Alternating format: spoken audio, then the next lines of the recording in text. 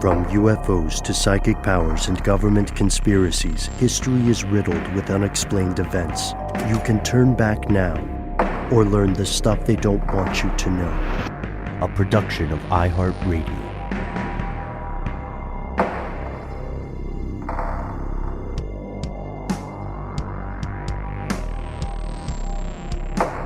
Hello, welcome back to the show. My name is Matt. My name is Noel. They call me Ben. We are joined today with our returning super producer, Seth Nicholas Johnson. Most importantly, you are here. And that makes this the stuff they don't want you to know. This is a good one, folks. This is classic, old school stuff they don't want you to know. These are conspiracies. We're not stretching the term, and we're finding an answer. So let's paint a picture real quick.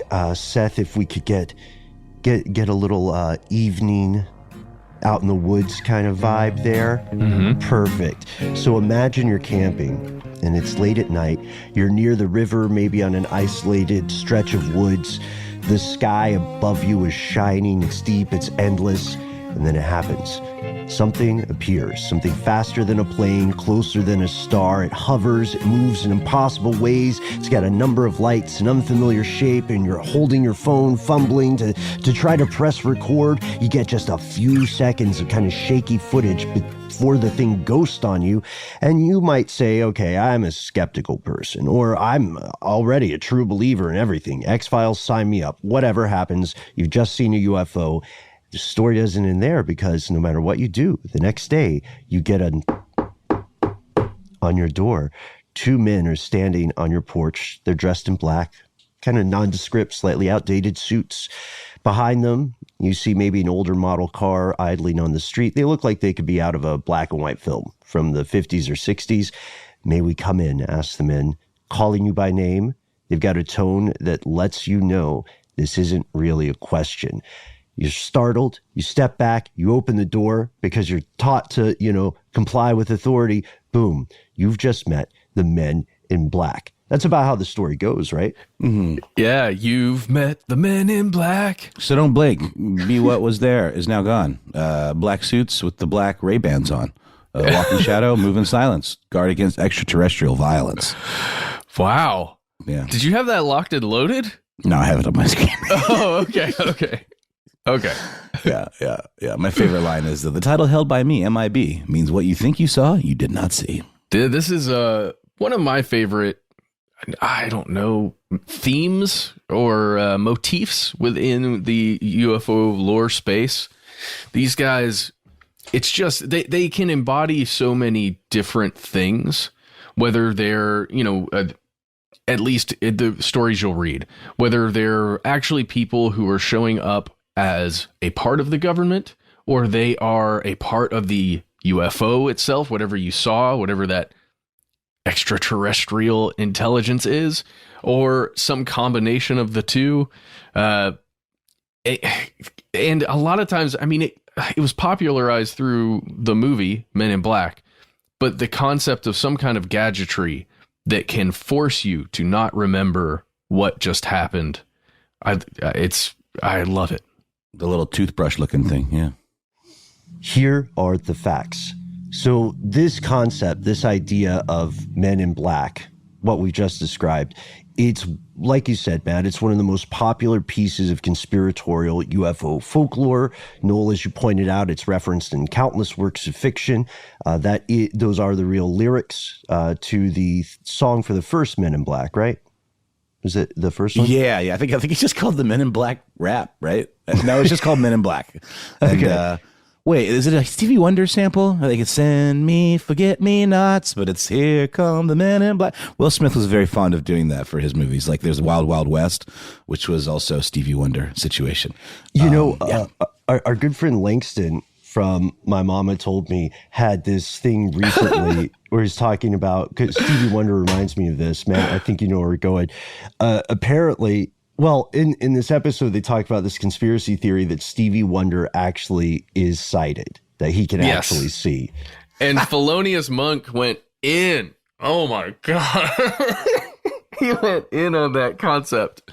Oh, he was Dude, brutal. that's like a gag from a really broad comedy. I can't remember what it is, but it's like someone's trying to prove that someone is sighted, so they throw an object at them, and knowing that they're gonna if they can see, they'll catch it, but instead it just hits them in the head and knocks them over. And they're like, oh, shit, my bad. I guess you really are. Yeah.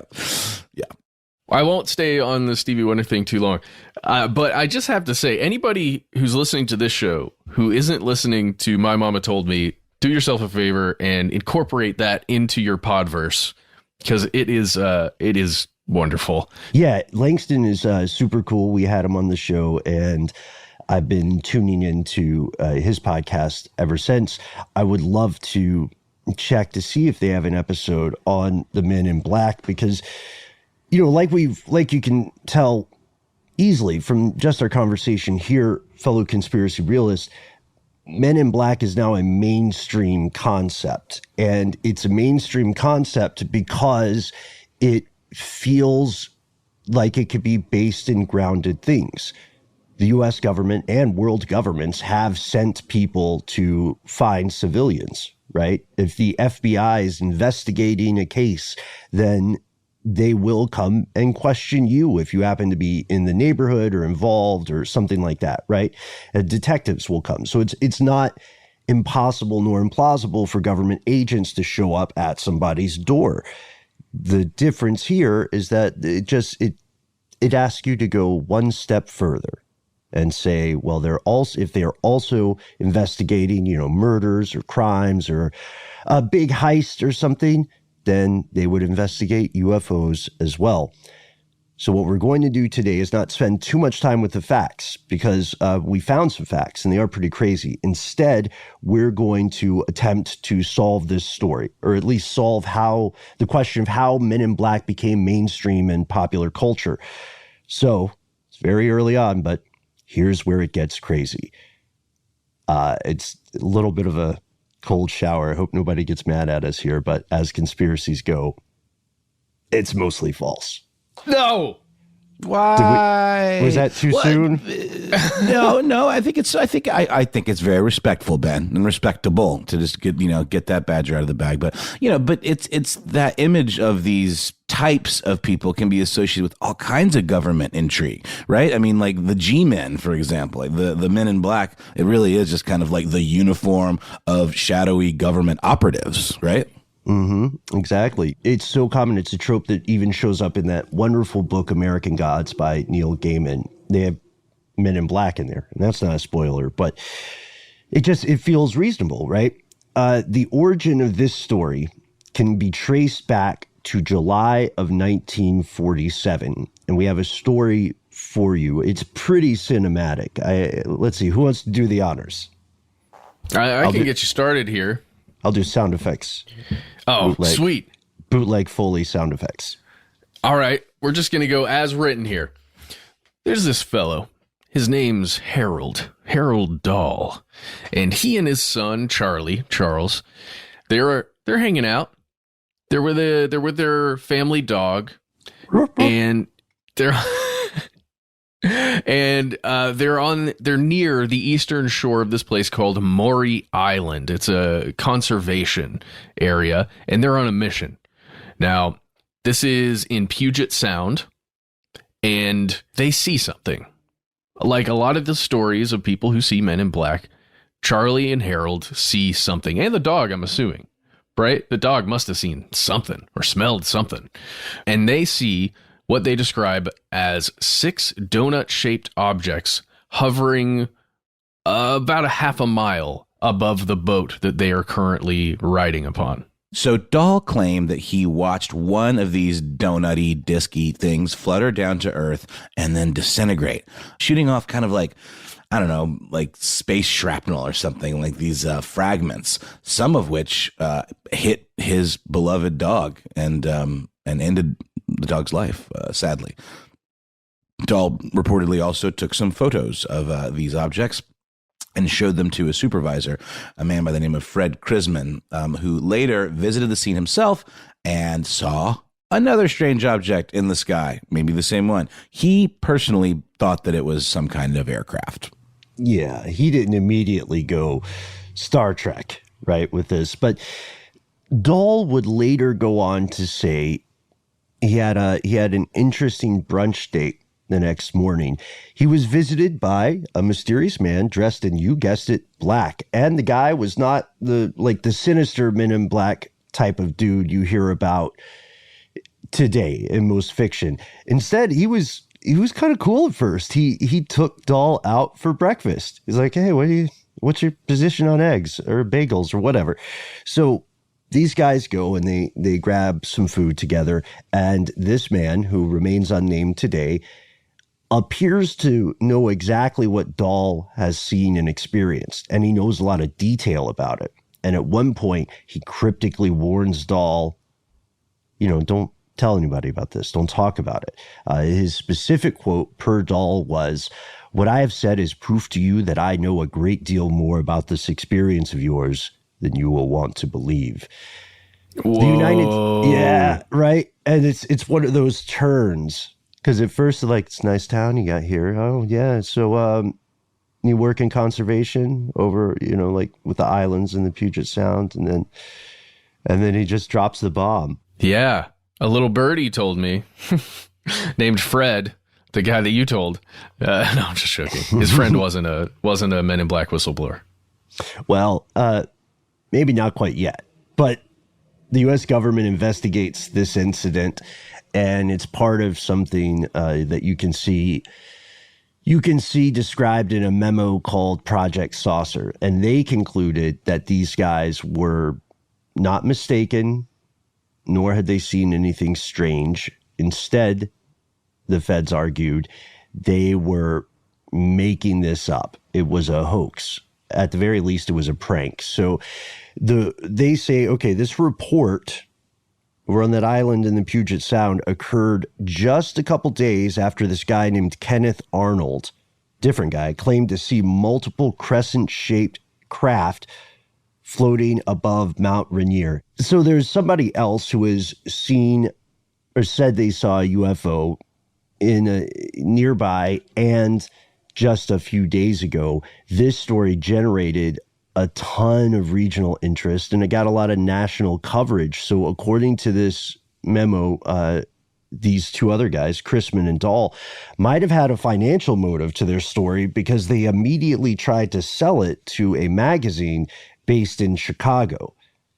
And this magazine did contact the government, and they contacted that guy from earlier, Kenneth Arnold, who had seen some crescent-shaped craft. So this Kenneth Arnold guy and this pilot from United Airlines, a guy named Captain Emil J. Smith, they travel out to Tacoma. They're going to take a look at the evidence themselves. So they're going to talk to these guys, and they're going to look at the boat itself to see if there's any damage, or if, like Noel described, there are any fragments of alien provenance. Well, yeah, and if there's significant shrapnel to kill a dog, then likely there's damage to the boat of some kind, right? Just likely, not necessarily, but yeah, let's get some actual evidence to this thing. And by the way, Smith also had some time in the UFO spotlight himself, because he'd reported seeing some disc-shaped objects hovering over Boise, Idaho, not terribly long in the past, on the 4th of July, in fact. And while he was in Tacoma, Arnold contacted two Army intelligence officers who helped him investigate the claim. The men met in secret at the Winthrop Hotel, where Dahl produced some samples of the garments that he said came from the disc. Two officers left the next day on a B-25 for Hamilton Field, California, taking some of those fragments with them to analyze further. Yeah, that makes sense. We got hard evidence, right? That's the thing missing from so many UFO sightings. So there is a strange twist here. Their plane never makes it to Hamilton Field. Instead, it crashes. There are 4 people aboard this plane. Both of those officers who were taking these fragments for analysis, they die in the crash. The other 2 passengers, a crew chief and someone described only as a hitchhiker, parachuted to safety. This hitchhiker was probably also a member of the military who needed to get down to California for one reason or another.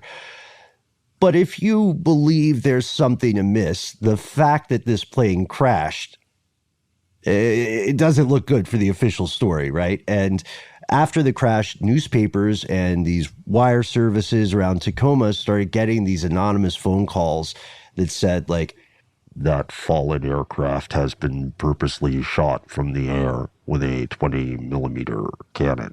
You know, sounding like, what's his name? Ben Kingsley when he was doing the Mandarin in Iron Man 3. Sure. You'll never see me coming. You know, like... Speaking of which, no spoilers, but if anyone hasn't seen Shang-Chi and the Tinge, it's so good. I think it might be my favorite sort of more standalone Marvel movie, but that character in a weird way makes an appearance. It's so, dude. Cool. I didn't know you were going to go see it. I will go see it with you. I would see it again with you anytime. I went with my kid, and even she loved it. And she's not a huge movie fan. She's more into like serialized stuff and like manga and things. But we both loved it. And by the way, first time seeing an Atmos Dolby presentation, and it's game-changingly great. Like the sound and the picture, just really fantastic. I know I sound like an old person, but I think it's relatively new. And we only recently just got one here in Atlanta, but really, really cool. Oh, where is it?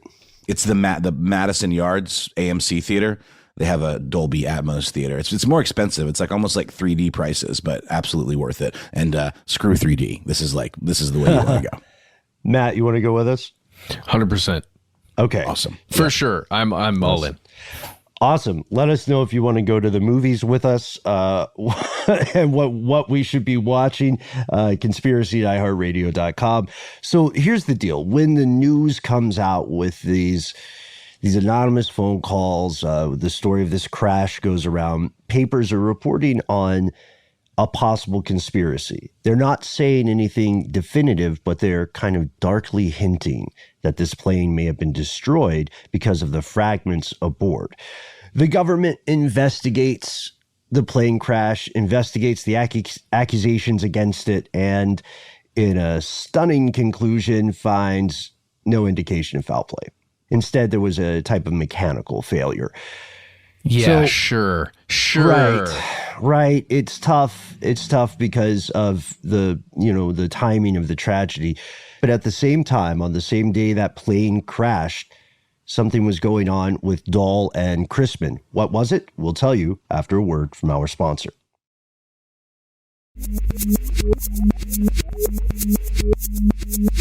And we're back. What's that song, The Cracks Begin to Show? Do you guys know the song I'm talking about? Is it MF Doom? Does it have a melody? It's a dubstep song. It's apparently Dubstep Alliance. Is that it? I don't know the song at all, but it definitely says the cracks begin to show quite a few times. All right. Yes, we'll go with that one. It is the song I know you were into dubstep, Ben. By the Freestylers. I have a number of interesting pursuits outside of work. Dubstep, I don't know if that's one of them. I just like that song. I think if it's the right song. But anyway, the cracks begin to show in this painful segue. The cracks begin to show in Dahl and Chrisman's story. The truth may be beginning to come out. Yeah.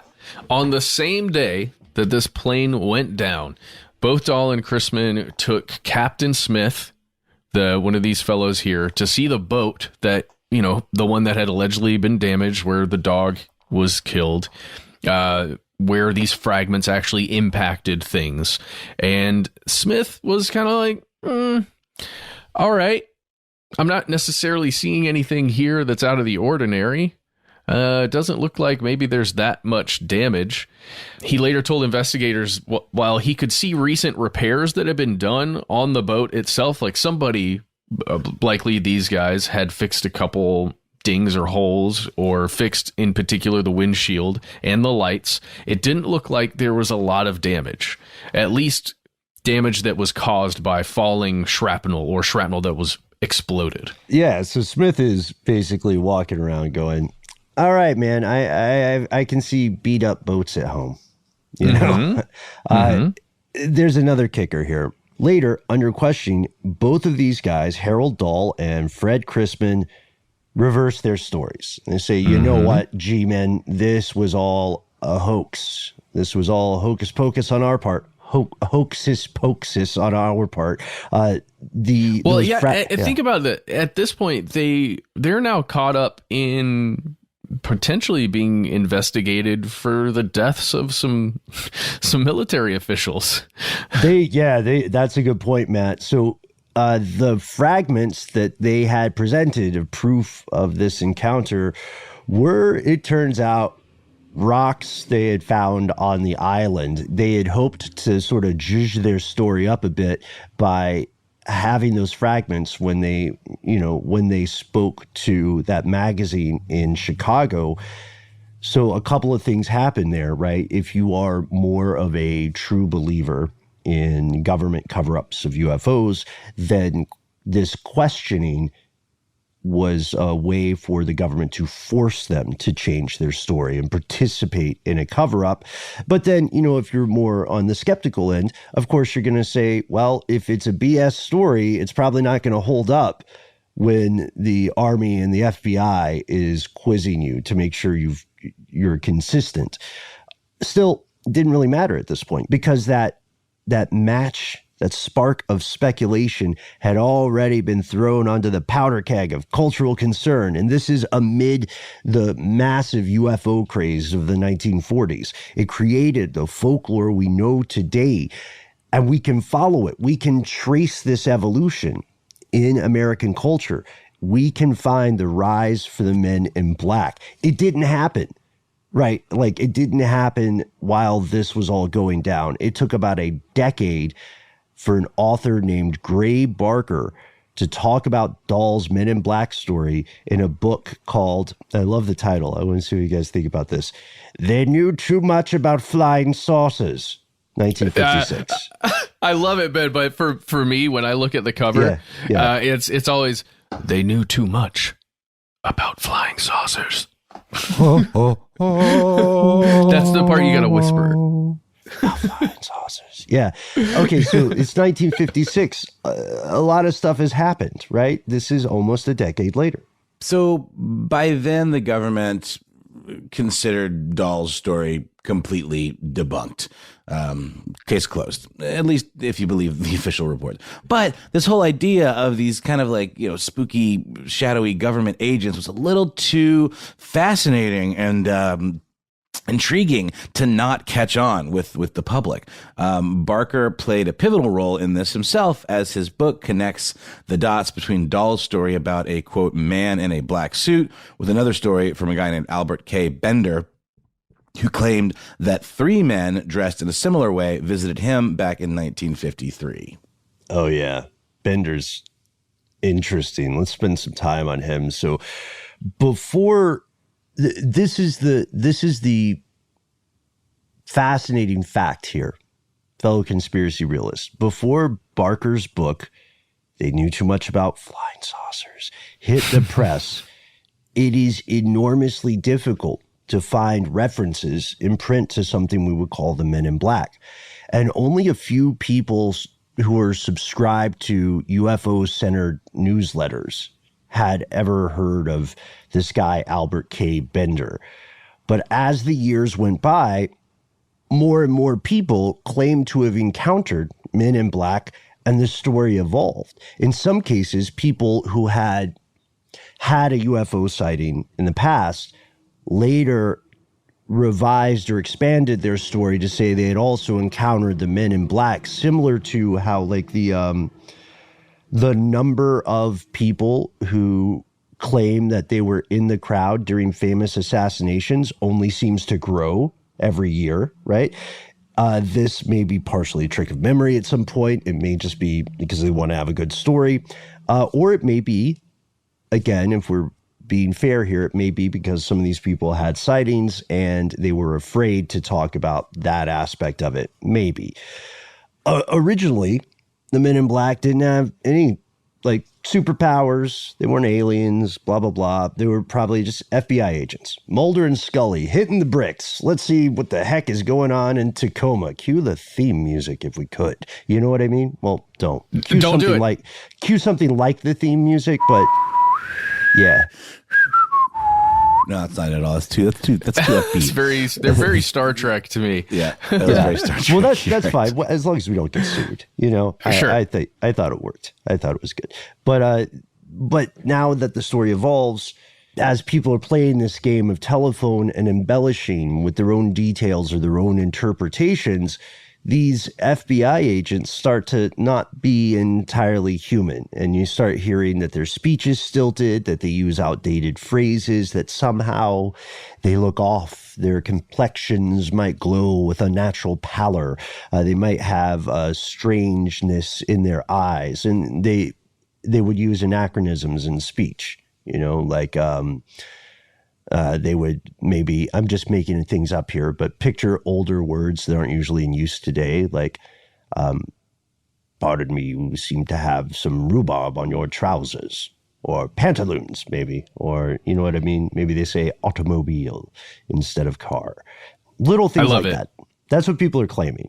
And this is interesting. I was trying to think of a good comparison. You guys remember the film Dark City? Oh, yeah. Oh, so good. I rewatched it. There's a new thing coming out in the Dark City universe. I think it might be a TV show. Yeah. But but if you picture the way, like the supernatural description of the Men in Black, picture something like those antagonists in Dark City. Anyway, so 1962, a few years later, Bender writes his own book. Matt, you want to give us the title? I like the way you did it.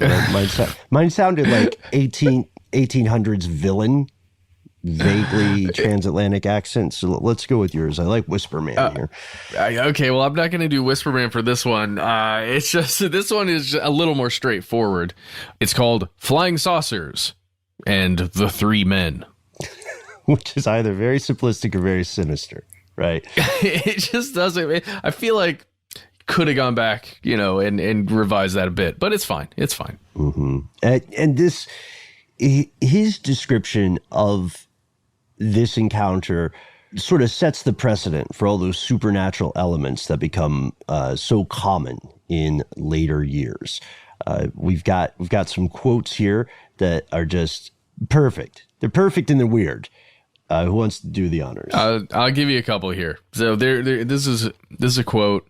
I think you can read about this from history.com. Is that where I saw this? Maybe I'm wrong. You should be able to find the quote in a couple of different places. Okay, yeah. You can find this, is what I'm saying. We're not making this up. In the book, he writes that there were three guys, the three men, quote, floated about a foot off the floor. Okay, so we got levitation. Check. Awesome. They looked like clergymen, but they wore hats similar to the Hamburg style. So again, we're talking about guys who seem out of time, but kind of like clergymen, but they're also floating. Cool. Their faces were not clearly discernible, for the hats partially hid and shaded them. The eyes of all three figures suddenly lit up like flashlight bulbs, and they seemed to burn into my very soul as the pains above my eyes became almost unbearable. Bad vibes. Very, very, very creative. Yeah. Very, very good use of language. Well written. Feels like something out of a sci-fi novel. Well, for me, it's horror. It's horror. This is like horror writing of the monster that you're encountering, Mm-hmm. And he also says that they have a very interesting conversation. These guys who visit him say, all right, Mr. Bender, we're not humans. We are aliens. We appear human because we kidnap Earth people and we wear their bodies as disguises. This also comes up later in Dark City. Spoiler. And Bender maintains this version of the story for the rest of his life until he passes away in 2002. So First question, why are they telling him this? They show up, they burn into his mind with their scanner powers, if anybody remembers that film. And then they say, we wear the flesh of your dead. TTYL. Just let you know. TTYL.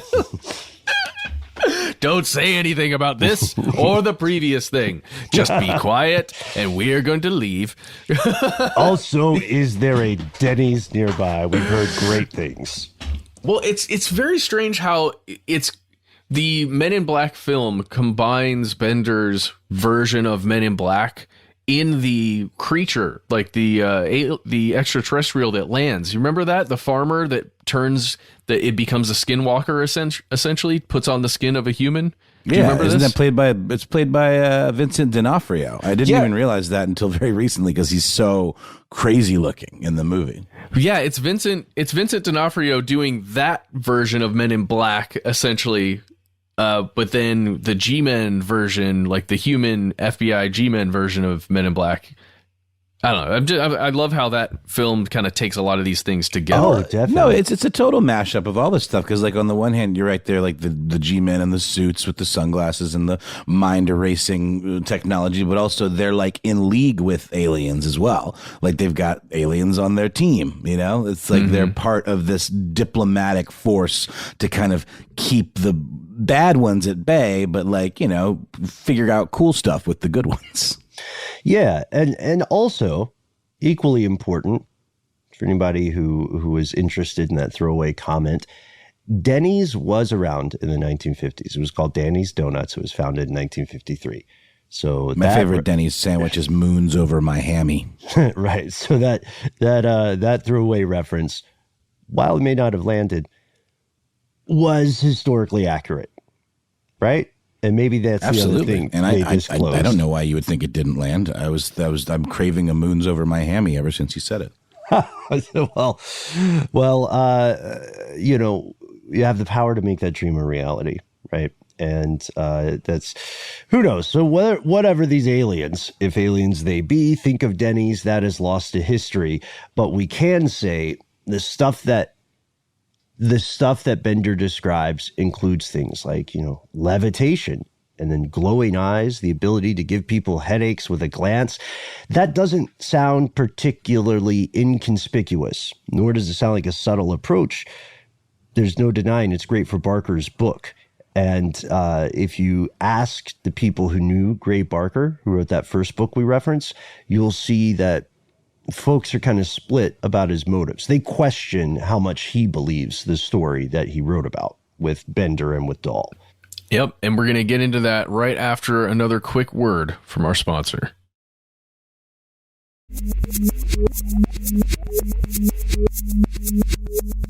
All right, we're back. So if you talk to friends of Barker's, like one guy named John Sherwood, you'll hear speculation that maybe he made the Men in Black up on his own as a joke, or Barker had talked, you know, when he's just hanging out the way that you would hang out with your friends casually. He had talked off the record and he had said, at least at one point, maybe this guy, Albert Bender, had a really vivid, really frightening dream.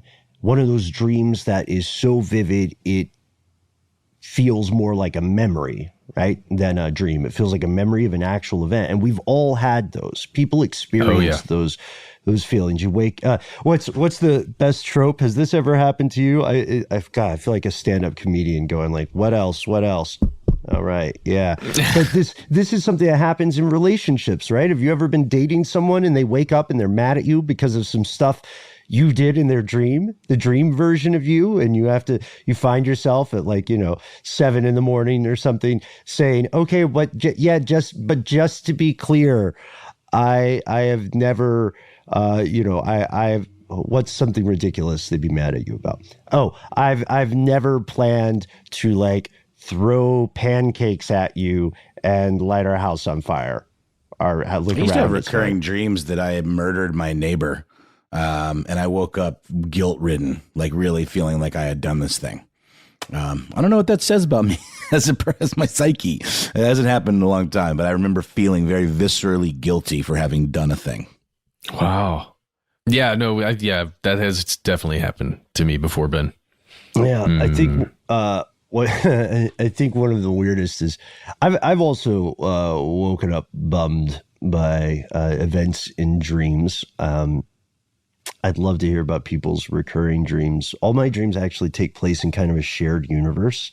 It's really trippy. The things that happen in one night's sleep or whenever sleep affect stuff in the next dreams. It's a whole thing. But yeah, so we know that dreams are powerful. We have some episodes on that and on the science and speculation surrounding dreams. So it's totally possible that Bender could have had experienced something while asleep that was simply so vivid he could not separate the dream from the waking world. But even if that's the case, the thing is, Albert Bender is very much not in on the joke. He was consistent and forthright about his story for the rest of his life. He never wavered, and his encounter did prompt him to make some sudden changes. He canceled his article that he was writing on what he believed to be a UFO government cover-up, and he shut down this organization he'd founded, which you may not have heard of today. It's called the International Flying Saucer Bureau. It's kind of a predecessor to MUFON. It was the first major civilian club for UFO enthusiasts. It was only about a year old, and he just deep-sixed the whole thing.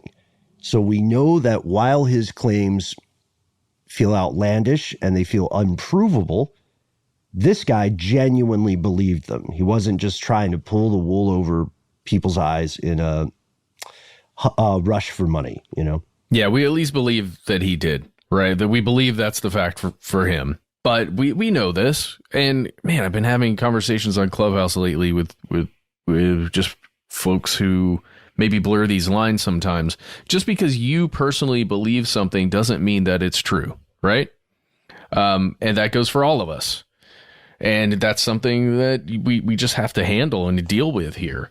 But, you know, at the same time, oh God, it's so strange. I don't want to get too philosophical and down the consciousness route, but there is something to be said about someone who truly believes something so wholeheartedly that it is real for them. It is true for them.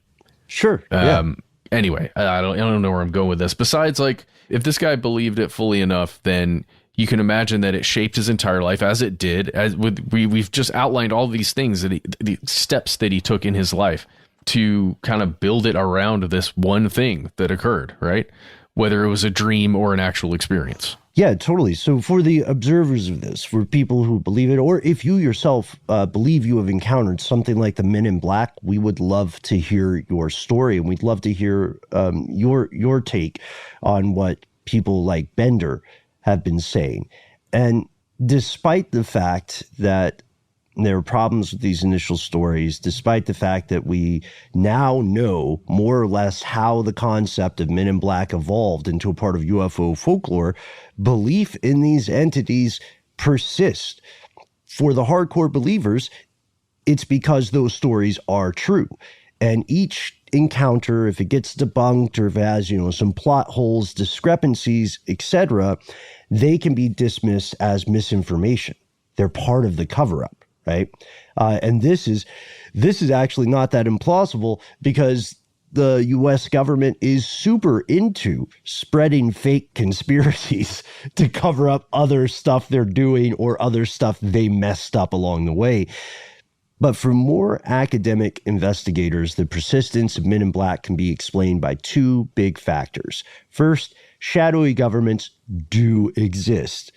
They don't have superpowers as far as we know. They aren't from some like far-flung galactic Shi'ar or Skrull or Kree empire. But there are, as we said in the beginning, there are lots of agents in plain clothes back then and today. And they work directly for any number of government agencies.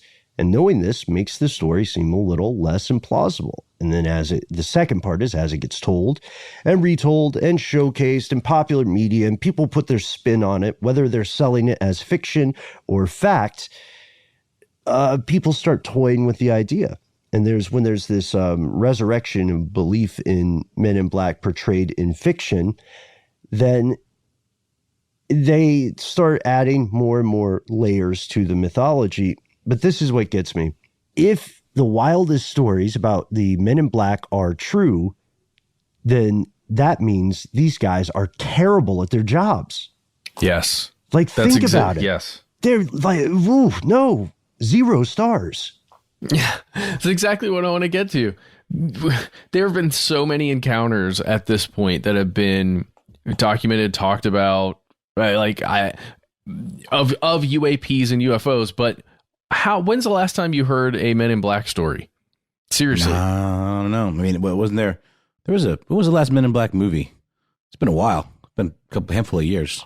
Yeah, I don't know. I think there's a new one coming at some point. That's cool. All I'm getting at is it feels a little less zeitgeisty than it maybe once was. Not that it only depends on pop culture references for that to be the case, but I don't know that I've heard much rumbling about it in a long time. I guess what I'm saying is on message boards, on places where you may just stumble around on the internet looking for something like this, I'm not seeing Men in Black encounter stories. And take that. That's one thing. The other thing for me is, why would a government agent, let's say they're completely human, they're government agents, they know someone's seen something that they shouldn't see. Why would you expend resources making up stories and trying to prevent some witness from talking in that way? This is cold, but why would you not take them out in an accident or something? Or, make it look like an accident, or just pay them money, and bribe them. Well, I don't know. It doesn't make sense to me. It feels like if it was worth keeping secret enough, a government entity, if it was operating like that, they would just take somebody out.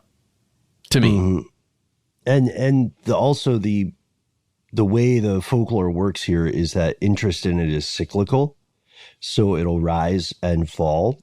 And typically it'll rise when, another popular piece of fiction comes out about it at this point. So if there's something with the success level of the X-Files, then that would be enough. That would be enough to move the needle. But the thing that still gets me is just, like we're saying, how bad they would have to be at their job. Like, every story is, these people told me never to talk about this. Mm-hmm. And I'm saying it at a lecture hall, right? Or I'm typing. These guys are so scary that I'm traceable ISP. That's so bizarre. And maybe this goes away because what we see and what we've referenced here shows that it's increasingly being understood by a lot of people as a fictional thing, a folkloric thing.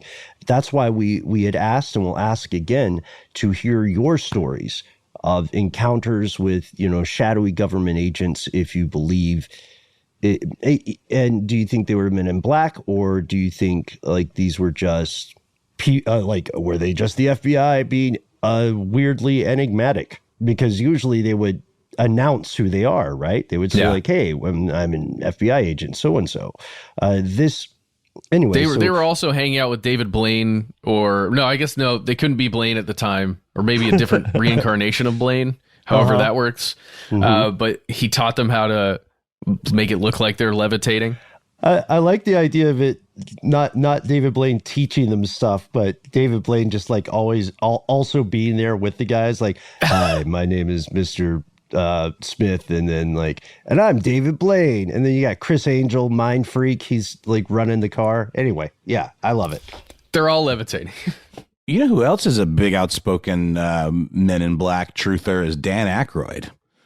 Oh yeah. He claims to have had several encounters that date pretty far back with Men in Black and UFOs, and he's also like a big supporter of MUFON and all of that stuff. Yeah. So pretty interesting. There's actually videos of him on YouTube of him talking about it. And he will post up at UFO conferences from time to time. So he's very invested in this whole concept. Dan Aykroyd has a fascinating family history with some stuff that is just, it's a little out there, but you could totally see why Dan himself would be into this stuff because of his parents. It'd be great to hear his stories firsthand. But yeah, he has been an active member of the UFOlogy community for a long, long time, and he's very well versed on the subject. And you too may be thinking, I've had an experience with something like this. Maybe I don't believe there are men in black with superpowers, and maybe I don't believe they're aliens, but there's someone out there, and they told me there was something they would rather the public not know.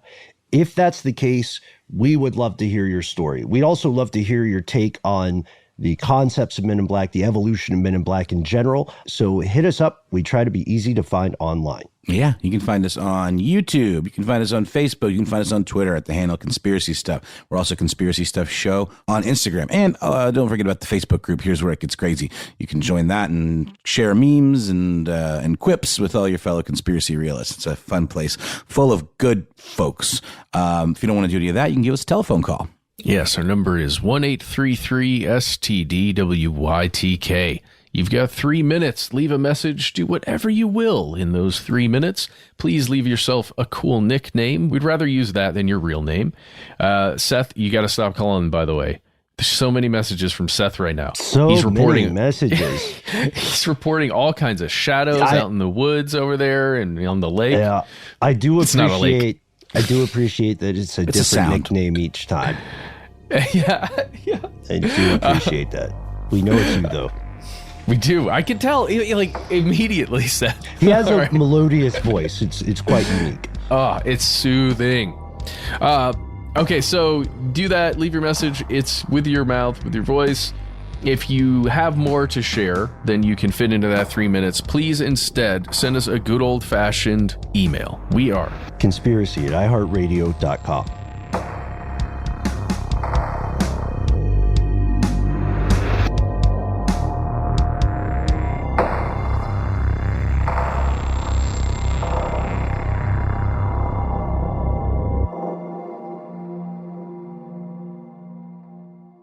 Stuff They Don't Want You to Know is a production of iHeartRadio. For more podcasts from iHeartRadio, visit the iHeartRadio app, Apple Podcasts, or wherever you listen to your favorite shows.